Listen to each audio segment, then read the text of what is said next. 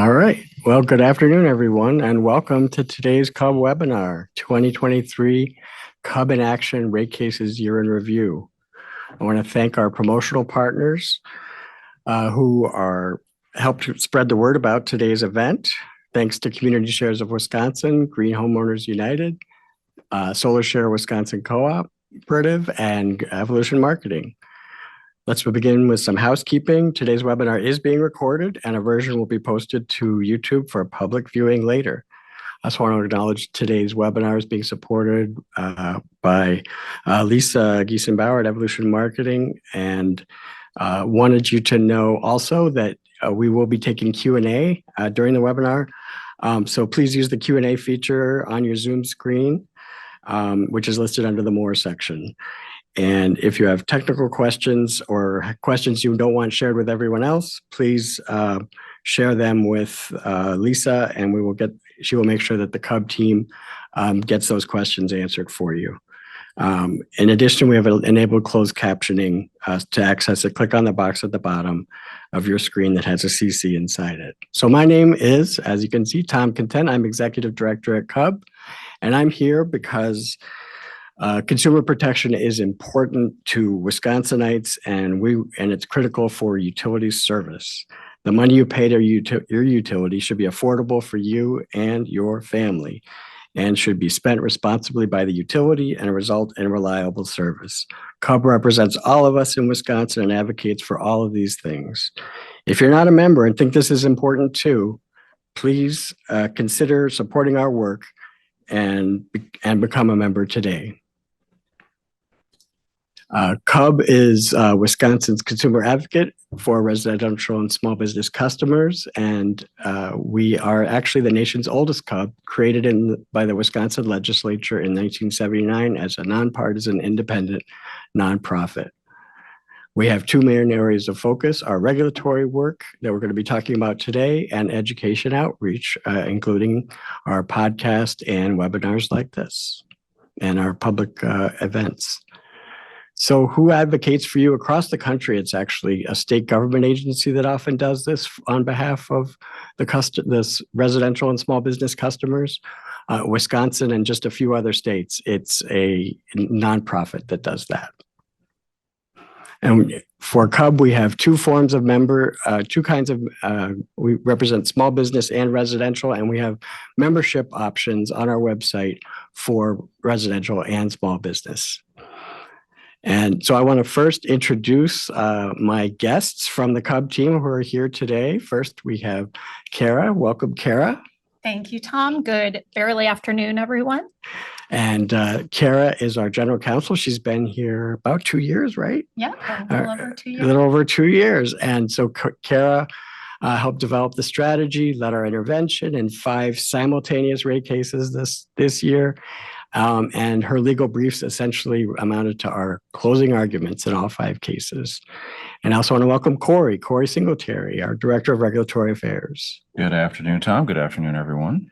Corey is our lead analyst on key issues like cost allocation, net metering, stranded cost recovery, other things. And then he also leads our regulatory strategy with our 2 staff economists, Steve Keim and Ted Callan. So welcome to you both. And basically what we're trying to do today is that we don't have final decisions on the rate cases, but we're going to talk about hot topics from the cases from a Cub point of view for issues that are near and dear, we think, to the customers of Wisconsin. Before we do that, I just want to set the stage a little bit, just to show the rising cost trends. We're seeing cost pressures on all utilities as we're in this energy transition with more construction of new projects. The big increase last year was for the We Energies customers was the 2023 increase that you can see in this chart, represented in this chart. We Energies customers had a double-digit increase, and you can see that since 2003, over 20 years, those rates have more than doubled, at a time when inflation has not doubled. It's actually increased about double the rate of inflation over that period of time. So that kind of sets the stage just from one utility's point of view. And but moving on to looking at all of our utilities, the Energy Information Administration analyzes rates around the country, and Wisconsin has the 13th highest rates in the U.S. That's more than most states in the Midwest. In fact, the only state in the Midwest that's higher than Wisconsin in terms of residential electricity rates is Michigan. And if you look at the chart here, this compares utilities across more than 50 utilities across 11 states. And you can see that our utilities are kind of in that upper quartile that we are, and in the top 10, we have 2 in the top 10 in terms of the residential cost per kilowatt hour. So why are we here? We're talking about a lot of rate hikes in 2023, and as well as proposals that we were involved with in cases that hit customers for 2024. The biggest increase that was proposed was from Alliant. We saw a 14% proposal, but we also saw 7 or 8% percent increase proposals from MG&E and Xcel Energy. So the bottom line is we don't have final decisions yet on these cases from the Public Service Commission. Those final written orders are going to be issued later this month. But we do have key takeaways, and we do have some estimates for where things have landed. We won't know the final impact on residential and small business customers, those groups that are important to us, until those final orders are out. But you can see that the PSC did make some cuts. If you look at the Xcel Energy case, they took a $40 million request and it was pared back to $1 million. For other utilities, the cuts weren't as significant, but they were significant. They just weren't that much. But what was a 14% increase for Alliant was pared back to a single-digit increase, and MG&E's increase was also pared back. We Energies and WPS had reopener cases this year, which were a little bit more limited in focus. We Energies customers should see an overall 2.5% increase on top of that double-digit increase this year. And WPS customers, for those in Northeast Wisconsin, it's refreshing and not seen every day. We have a decrease coming to customers on their electric bills in 2024. So that's a little bit about the costs. Now let's look at the other side, because this is all about balance between the shareholders and the customers. And that's what's a key focus for CUB in these cases this year. And that's going to be our first hot topic. So in 2022, our Wisconsin investor-owned utilities, the Big Five, reported profits of about $1.3 billion. And so far this year, those profits are actually growing at a clip of about 8%. So that even in the first 9 months of the year, the profits are up 8% to $1.1 billion. So there are lots of jargony terms in this business. So Cara, you're going to start talking about the jargon, but we're going to try to avoid the jargon wherever we can. I use the word profits or profit rates. Utilities talk about net income or return. And then we also, in the cases, we have to call it return on equity, because that's really what the decision's about. Can you lead our discussion on return on equity? Sure. So how is it that these regulated monopolies are so profitable? So they've been building a lot. They're getting high profits on those investments. And those profits take the form of a return on equity. I will call it an ROE because that is the regulatory term that I guess I've become very comfortable with. Exactly. It's just an acronym. So return on equity. So ROE is company net income divided by shareholders' equity. So without getting too technical, a high ROE rewards a company for efficiency. So this makes a lot of sense for a competitive business. So take Macy's. for example, a competitive retail business. It's December, Macy's automated some things at low cost. They didn't have to staff up for the holiday season. The company gambled on a product, turned out to be quite popular, and they sold a lot. People don't think Walmart is cheerful enough. Walmart raised its prices. Macy's is having a gangbusters holiday season. Their profits are up, and they are going to end the year with a very high ROE. So ROE for a regulated monopoly is a different animal. And just before we move on, when you're talking about efficiency, I think that it might be helpful for folks. It's efficiency in terms of spending efficiency. It's not because we're talking about utilities. People might think like energy efficiency. Right. It's efficiency in terms of controlling their expenses relative to what the regulator thought they were going to be. Right. Business efficiency or economic efficiency. So our big Wisconsin utilities don't compete in the marketplace. So for them, the PSC sort of is a proxy for the marketplace. Excuse me. The PSC authorizes an ROE, and the commission does this based on financial and policy considerations, including fairness. So fairness means balancing benefits to those who own shares of utility stocks, those who want profits, with benefits to the customers who are interested in affordability. So the utility goes about its business of providing service as required by law.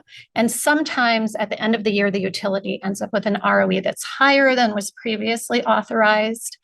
And CUB's position is that when this happens, this extra revenue should be shared with the customers or returned to the customers through a revenue sharing mechanism. And I'll talk about that a bit more in a moment.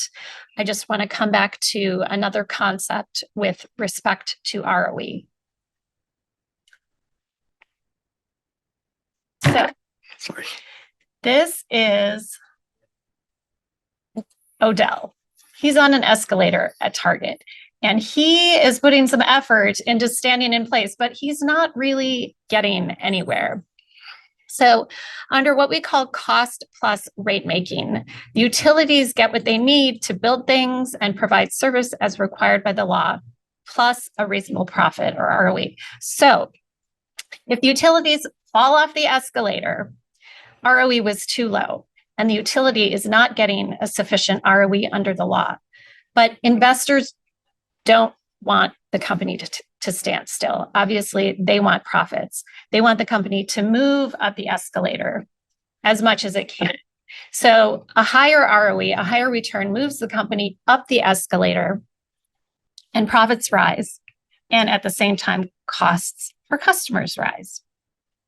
So the commission looks at the investments that are being made to deliver safe, reliable, affordable, environmentally responsible utility services and authorizes an ROE that is a percentage of those investments. Say it's 9.8%.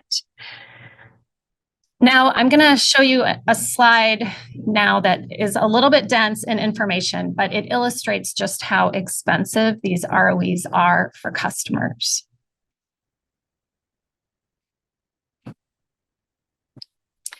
Okay, so the take-home message here is that assuming a roughly 9.8 ROE and some other things that are pretty complex, about a quarter of what you pay your utility each month goes to ROE and the taxes on that ROE.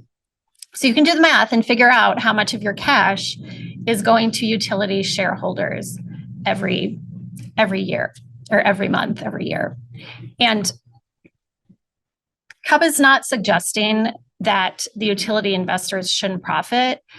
Throughout these rate cases, we acknowledged that falling stock prices might be an issue for the commission to consider, but we also believe that as share prices keep rising and rising, affordability is an increasingly urgent concern. And the utility or the commission agrees with us. So, we're really concerned about all customers, and in particular, customers with high energy burdens.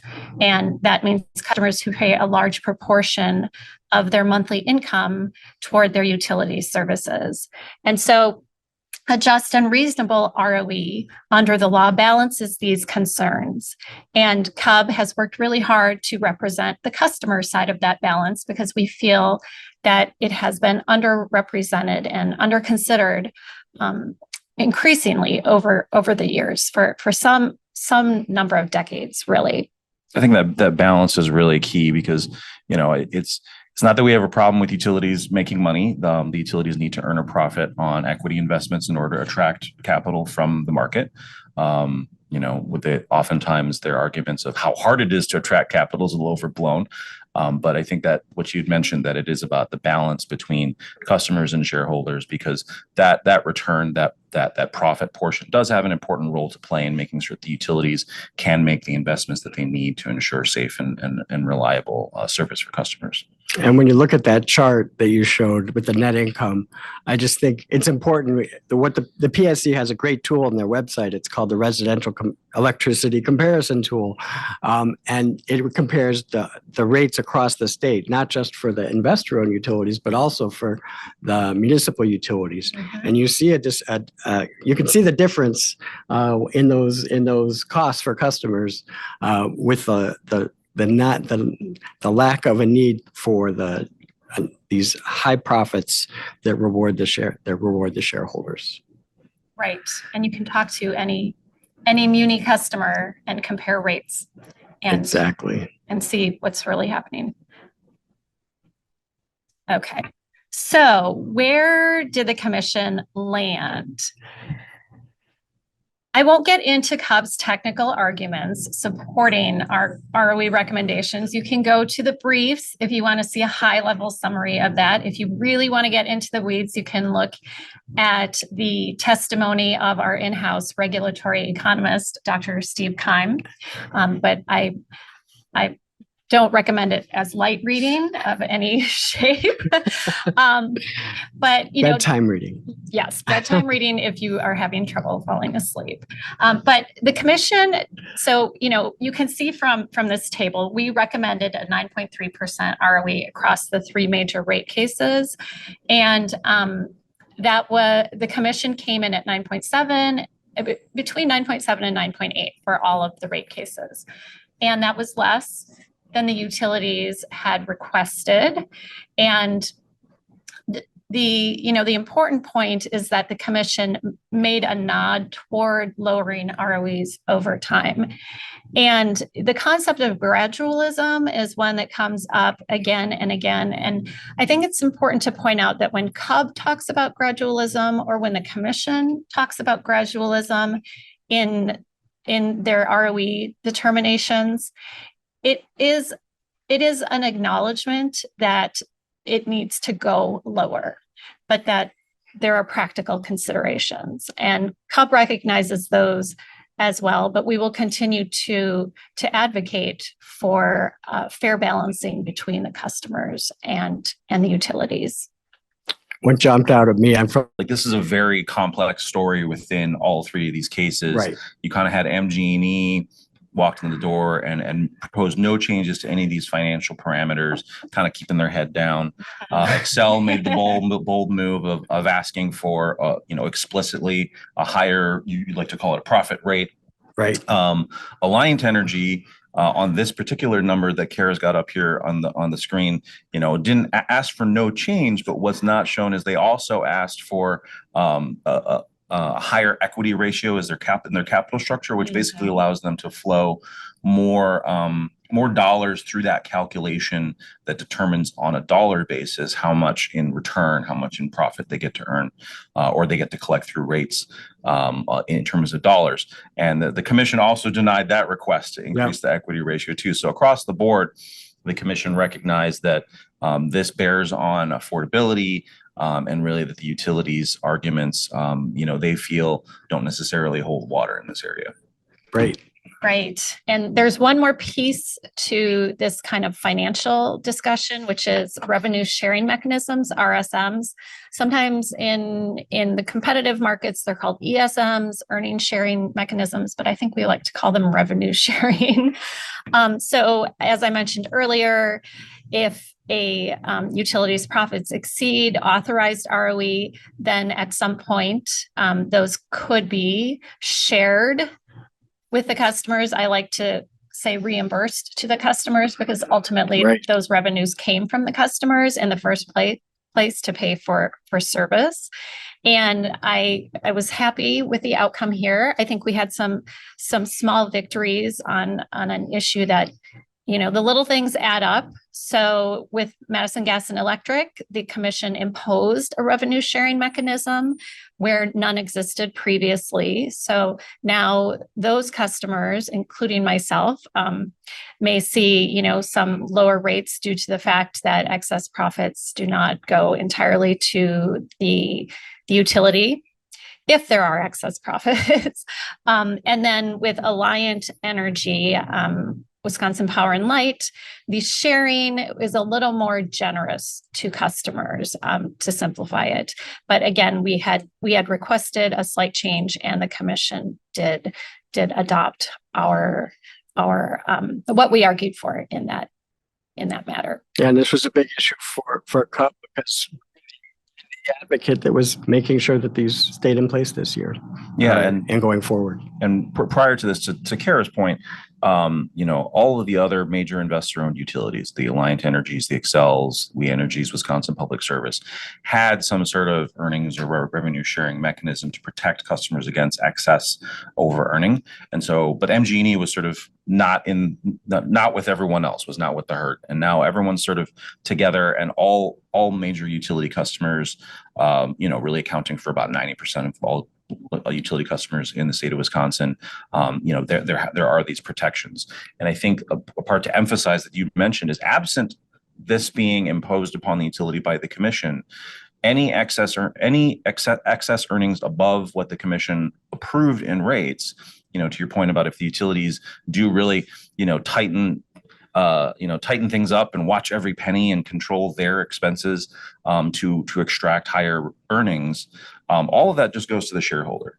And again, it's about balance. It's not so much that we don't think that the utility should be allowed to benefit, and the shareholders shouldn't have some benefit from increased efficiency.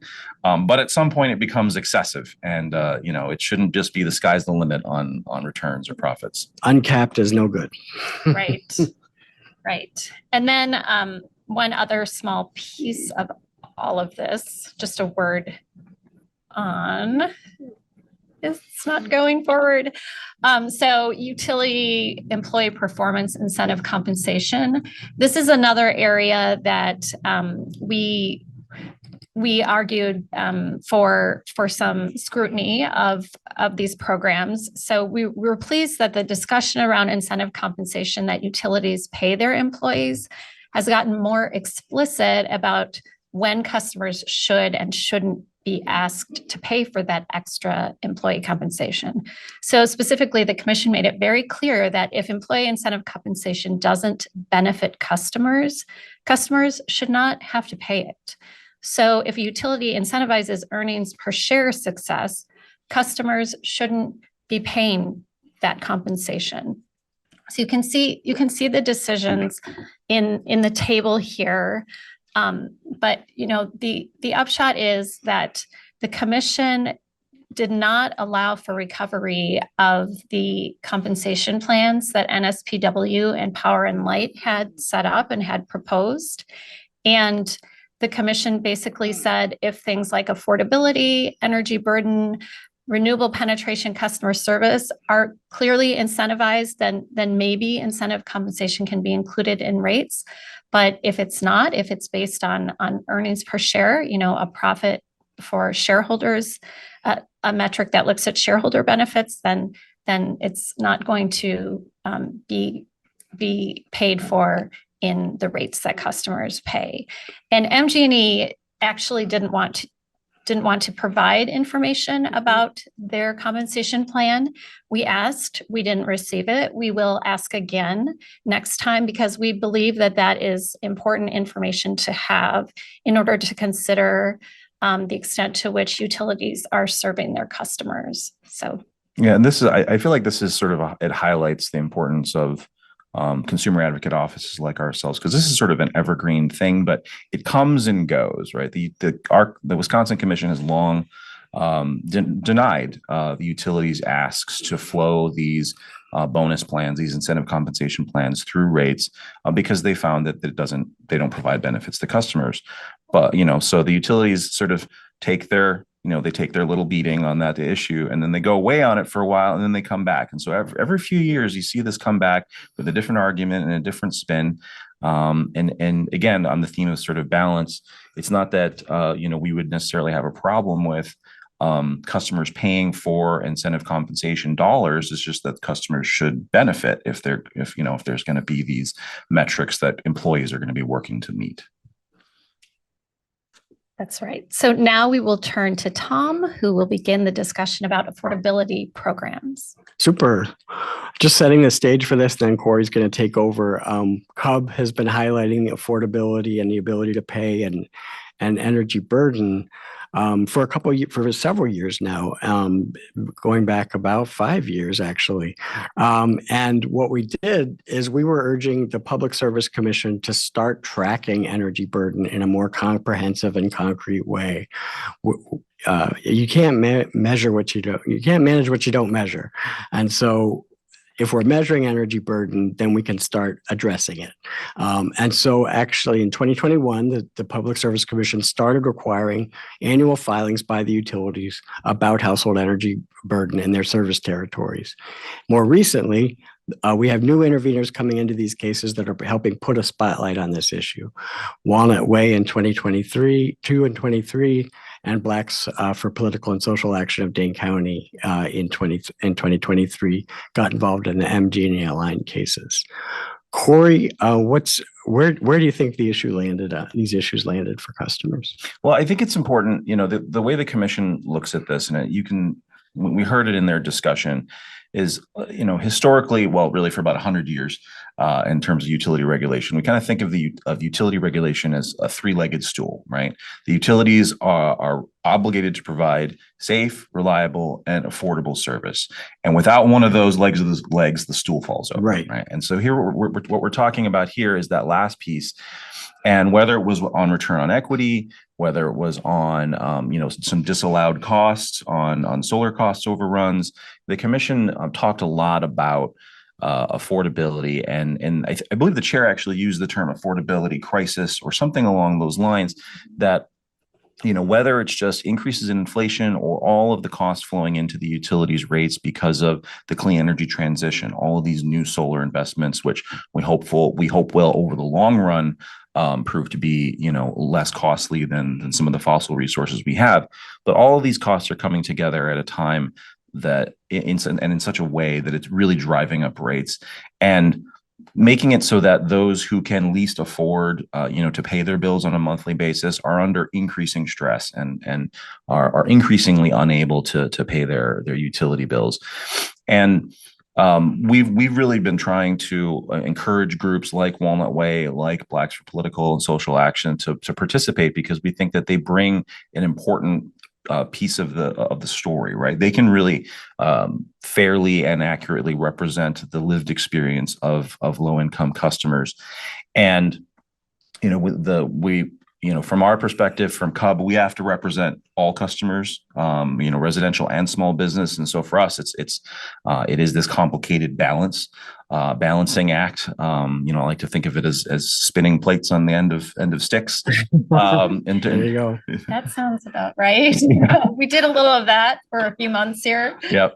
And so, I think having Walnut Way and BPSA in, particularly with them being able to bring in a nationally recognized expert in customer affordability and low-income issues in the form of Roger Colton, his testimony and BPSA's recommendations in these cases for MG&E and the Alliant rate case, I think really drove home the fact that regardless of how hard any of us work to manage overall costs, that there will always be customers that have difficulty paying their bills. And we've supported things like an customer affordability program for Xcel Energy, which wasn't part of these rate cases, but was kind of hanging in parallel to it. And we're generally supportive in all the rate cases of efforts by the utilities to try to provide, ways for customers to manage their bill or to get out from behind, because there's a few different pieces to this. One is, can you afford to pay your bill up front? Right? What's, the rates that you're paying? If you do happen to fall behind, is there a program? Is there a way for you to kind of dig your way out in a way that isn't that's workable, that doesn't put your household under too much stress? And we've seen those forgiveness programs get created just in the last few years. And so the utilities, MG&E and Alliant, came in with that kind of their idea of what that assistance might look like. They had a couple of versions of some small credits in the realm of about $6-ish per month. It varied from the utilities, and targeted at low-income qualified customers. Walnut Way, BPSA, Roger Colton, they recommended three very specific things. One, a customer affordability program modeled on a percent of income payment structure. A robust arrearage management program, kind of that forgiveness tool. We want to think of it that way, as well as a targeted pilot looking at ways to really funnel more energy efficiency dollars towards those who can least afford to pay their bill. They wanted the commission to require a geo-targeted energy efficiency pilot for low-income customers. And we're supportive of all of those. Those are absolutely directionally consistent with what we think customers need, like I said, throughout all sort of life stages of managing the customer's bill. The commission, similarly, the commission kind of gave a hat tip to that. Yep. They indicated they would like to see more of these programs brought forward in investigations that the commission's got ongoing, as well as in other venues that the commission's got kind of a lot of things going on right now. They did order Alliant to incorporate some of the recommendations that BPSA had on the arrearage management program that Alliant has, as well as to explore some of their recommendations on community solar, although my recollection from their discussion is they didn't go all the way in to actually require some of the low-income community solar changes. But what they did was they kind of teed up for us a lot of things moving into 2024, other cases that we'll probably see in terms of affordability rates and affordability programs. I think the important part is that, throughout the entire discussion, the commission indicated that it felt that affordability needed to be part of the conversation when looking at all of the utility regulatory issues. It's as if affordability is more job one than in now versus maybe in the past. Right.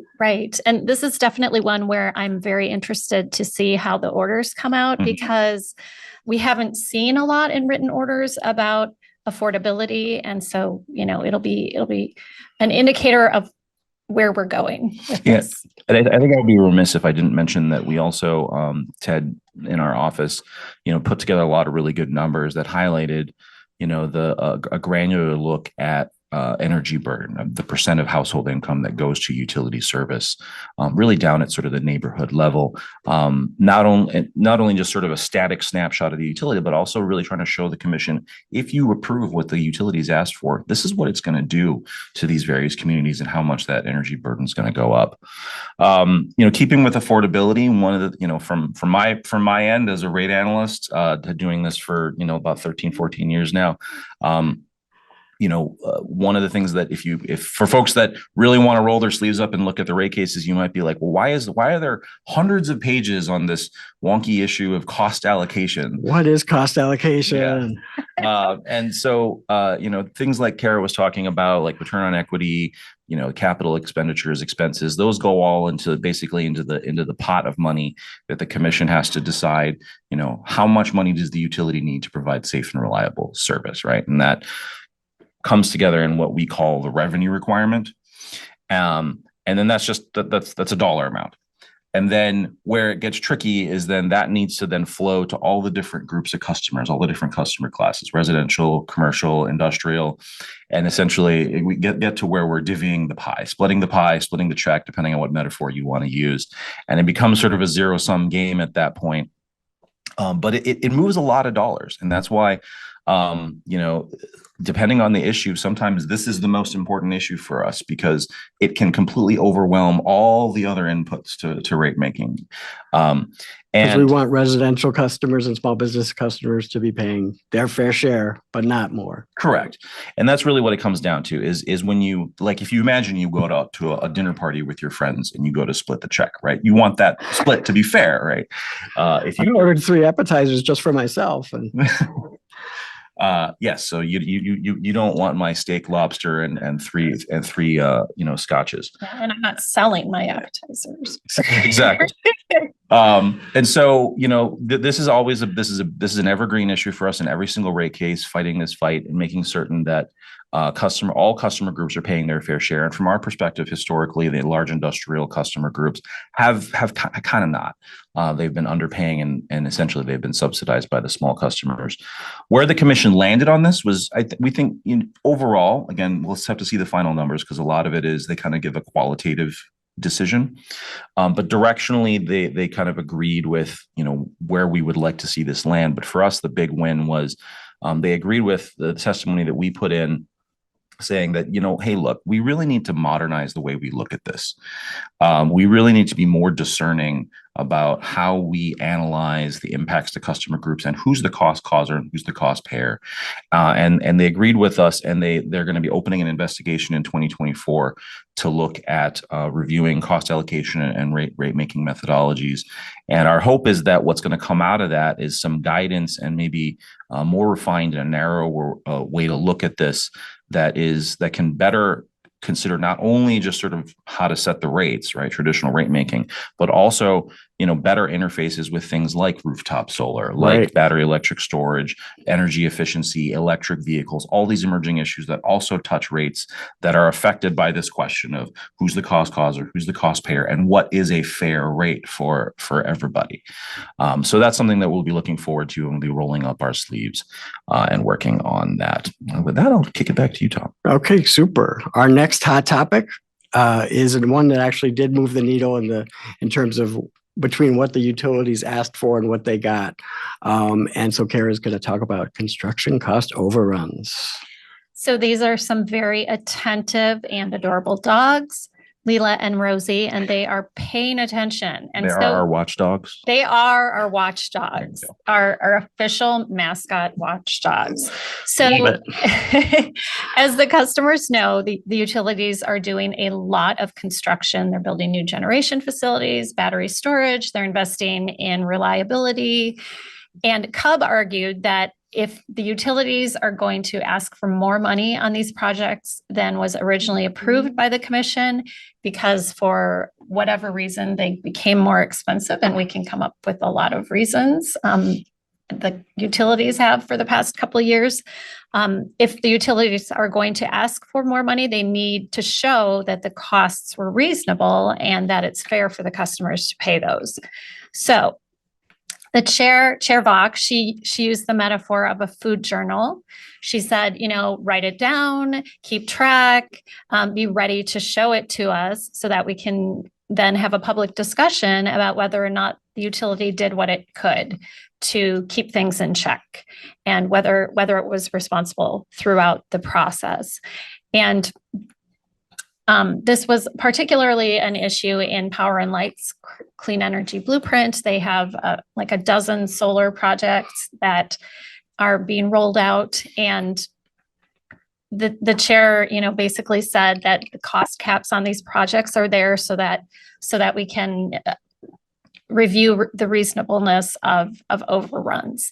And again, if you're gonna exceed approved cost, be ready to provide evidence supporting that request.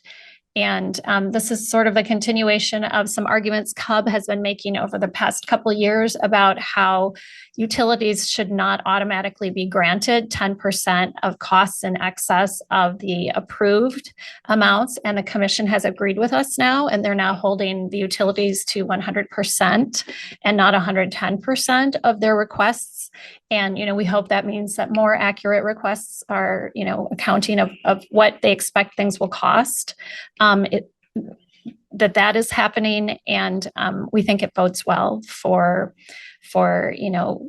keeping costs as low as they can be. But we are definitely getting into a very expensive period. So this is why we're so focused on affordability. And I'll now pass the mic to Tom, who will discuss dead coal plants.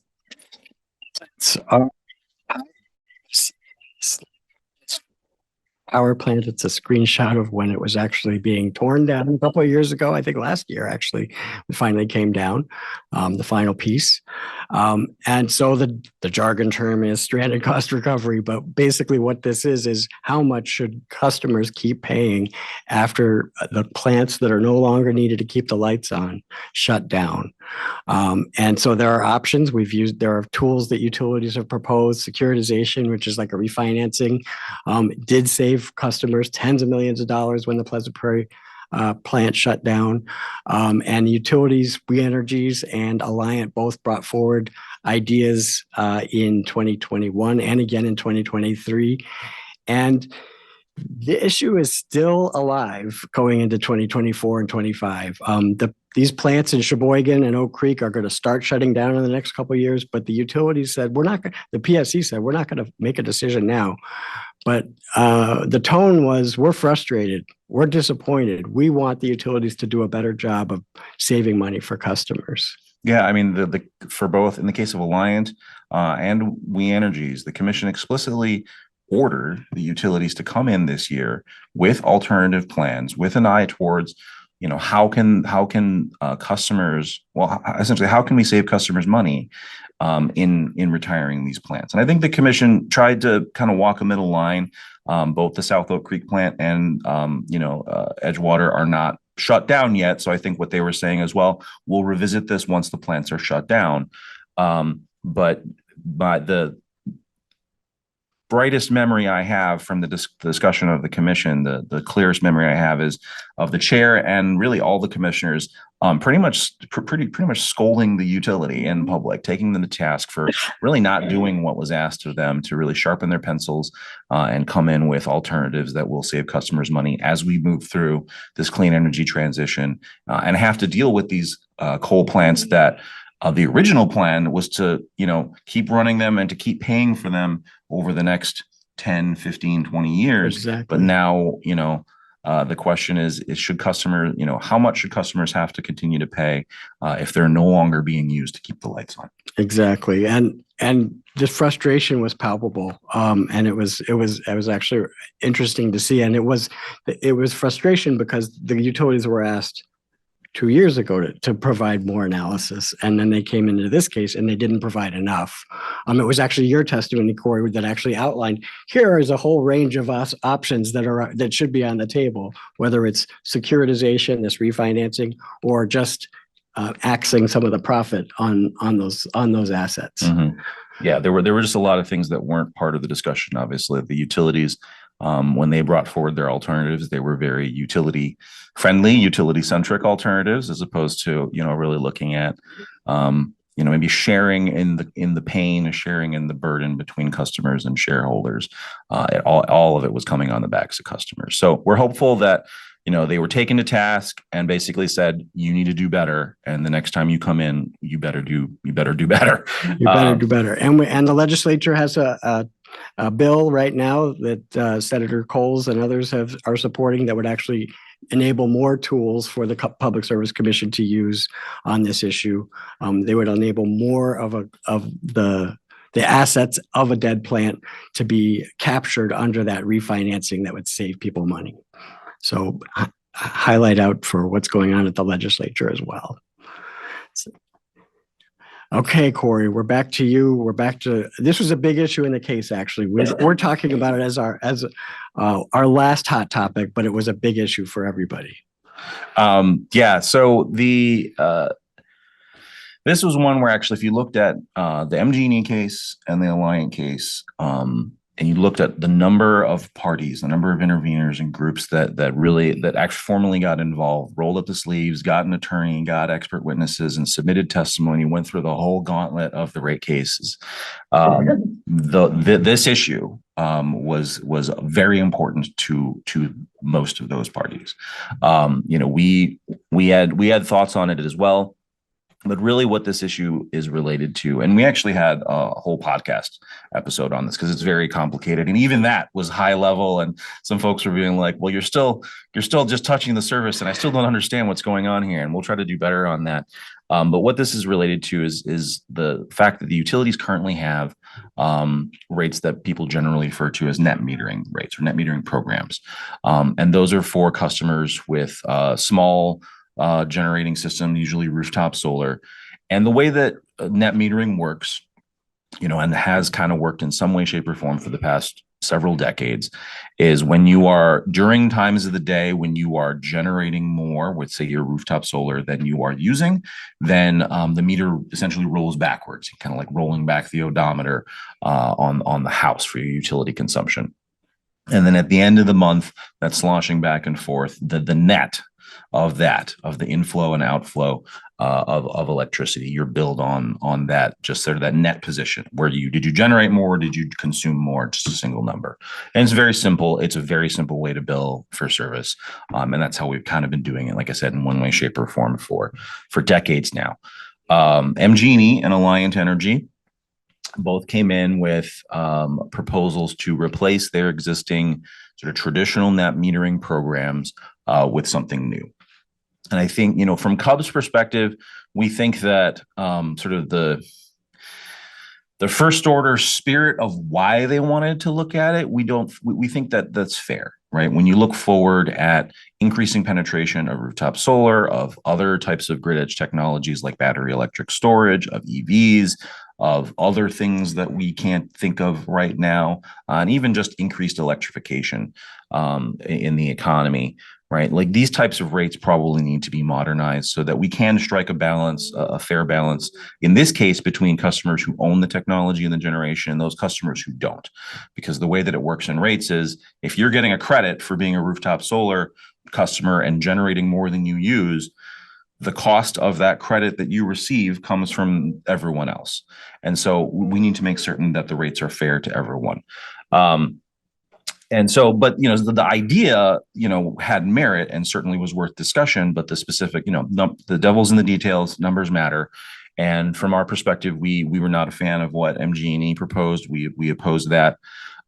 We thought that Alliance was maybe a little bit more reasonable. We thought that was more of like a clean sheet sort of, from our perspective, a fair attempt to kind of balance the interests of the different customer groups. It's all about balance. It is about balance. There were most of the rest of the parties that intervened on this issue. They were opposed to the two proposals. They would like to see, at least for now, while rooftop solar is still a fairly small piece of the market, to keep things as they are, keep the status quo for a little bit longer. But at the end of the day, even groups like Renew Wisconsin was able to get behind a modified version of what Alliant brought to the table. They thought that with some tweaks, they could kind of live with it, and then that would serve as a good sort of floor or baseline moving forward. Ultimately, what the commission decided was, nope, time out. We're not going to make any changes to this. We have an investigation on net metering already open. We want to see this better explored in these sort of statewide dockets or in separate dockets outside of the rate cases where they can get more attention. Because depending on how you read what the commissioner said, what it kind of came down to was they didn't feel like there was a strong enough argument made that a change needed to be made at this time. So change may be coming, but change may be coming, but I think I told a number of people throughout the rate case cycle when we were talking about this issue, it's like this wasn't a fight that we wanted to fight, that Cub wanted to fight this year, but someone else decided that, well, that's what we're going to do.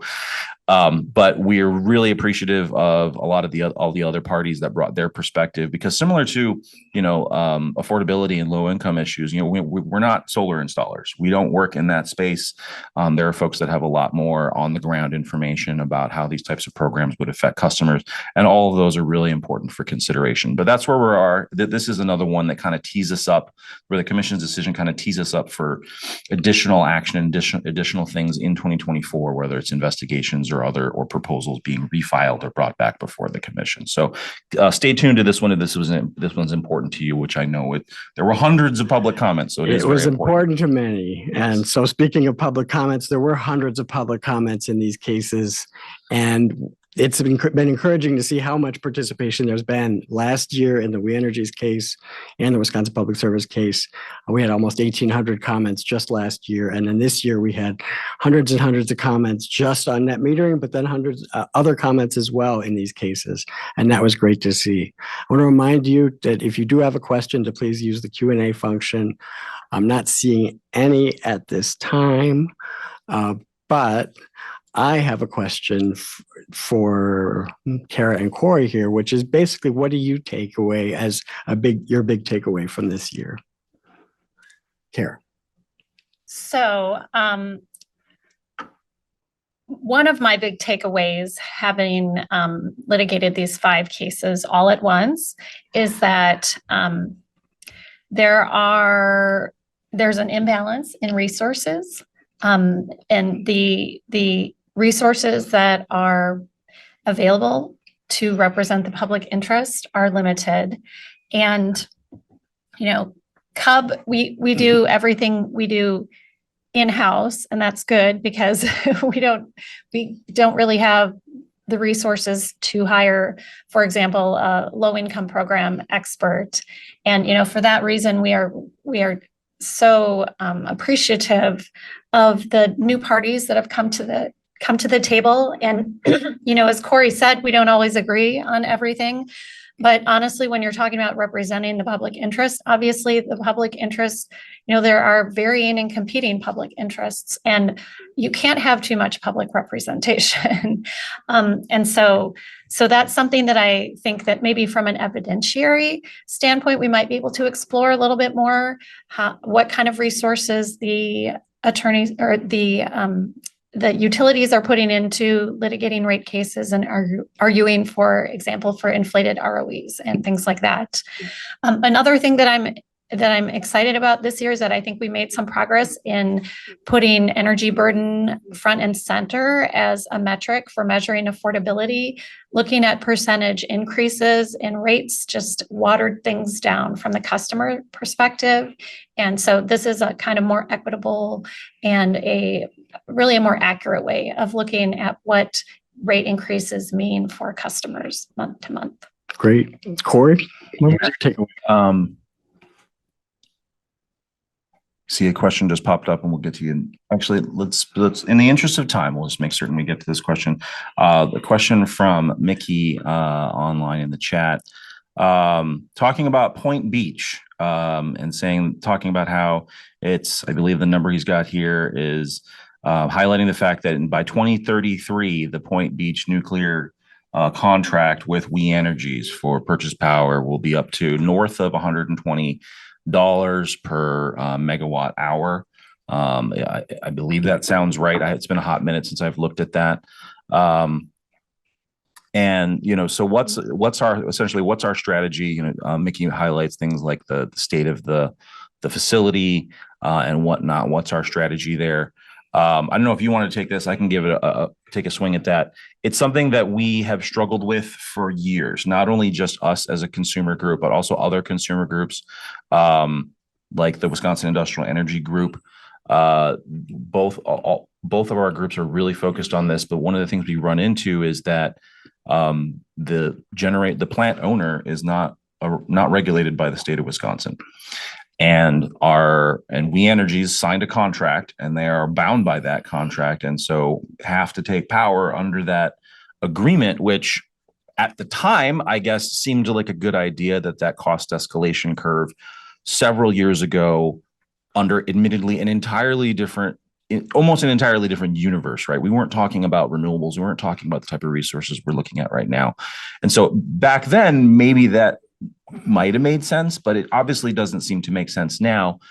And the trick is, we've even had past settlement agreements with We Energies That's that have right. required them to where the settlement agreement has required them to go out and actively try to negotiate a better deal with the generation owner of Point Beach. And that's come of nothing. The plant owner has no interest in getting off of this giant gravy train that they've got going. It's a hockey stick. They negotiated a deal where the rates the increases didn't go up too much in the first few years, but then starting about 2019, it's going up like a hockey stick by a significant clip every single year. And so at the moment, what the place where we're at, barring some revelatory strategy or path, is we're kind of stuck with the current PPA. What he mentions, what Mickey talks about is sort of the future of the facility, and and one of the things that has been talked about is whether or not the plant, whether or not the plant licensing should be extended further. What that might look like. I know that the utility facility that the question comes up of like, well, if we were talking about better rates, what's your position on relicensing, and what are you going to do vis-a-vis that?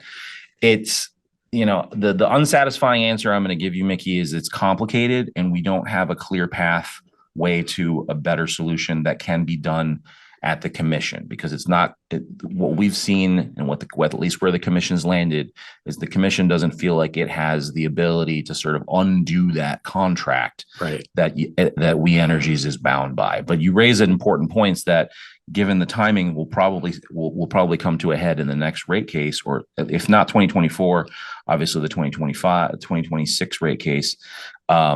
And NextEra does have an application to extend the life by another 20 years that's pending at the NRC. Yeah. So presumably some of the maintenance issues that you highlight with respect to the facility itself would have to be addressed if it were going to be relicensed. But, I think this is sort of a key, let's see we have to see what happens. But between We Energy and NextEra, either in the next rate case or in the one after that, in 2026, to see what might happen. He raises a good point, because there weren't too many drivers of, given that it was a reopener case, there weren't too many drivers of the increase for We Energies this year. It was the cost of new solar projects, but it was also the higher cost of Point Beach that led to the 2.5% increase that customers will be seeing in 2024. Oh. All right, I'm going to thank you, and I'm going to give you a quick run through some things that are coming. So coming tomorrow, Steve Keim, our regulatory strategist, is taking part in a webinar on utility incentives. And he was the co-author of the paper that you see referenced on here. There's a link available that we're making available through the chat to that. Coming in 2024, Ted Cowan, as Corey mentioned, he was analyzing energy burden in all the cases this year. And we're going to he's going to provide on behalf of CUB, and CUB will release a statewide energy burden digest in 2024. And then I want to just thank you for participating today, and let you know that we also had other webinars this year, which include the residential cost saving webinar highlighting the IRA, tax credits, and energy efficiency. And we highlighted the small savings opportunities for small business. Our regulatory team will be busy again next year. We've got We Energies and Wisconsin Public Service in for general rate cases. Everybody will have the others will have a fuel case next year, and then the other three utilities will return the following year. And I've heard whispers of something like 10 construction applications. So. Well, and We Energies and Wisconsin Public Service just announced a capital plan that's $3 billion higher than the last capital plan. I really want to thank everybody for joining us today. Please support our work. Please. There are opportunities to become a CUB member. We're having our 45th anniversary in 2024 as an organization. We're looking forward to that, looking forward to doing more for you. But there are ways to stay up to date on what we're up to that you see on the screen and that we are sharing through the chat. I want to remind you that anybody who registered for today's webinar, you'll be getting a link to the podcast replay, the webinar replay, which will be on our YouTube channel. We'll also share the final slide deck for this webinar. Thanks, Cara, and thanks, Corey, for joining us on this webinar. Thank you, everyone. Thank you. Thanks, everyone. Have a great afternoon.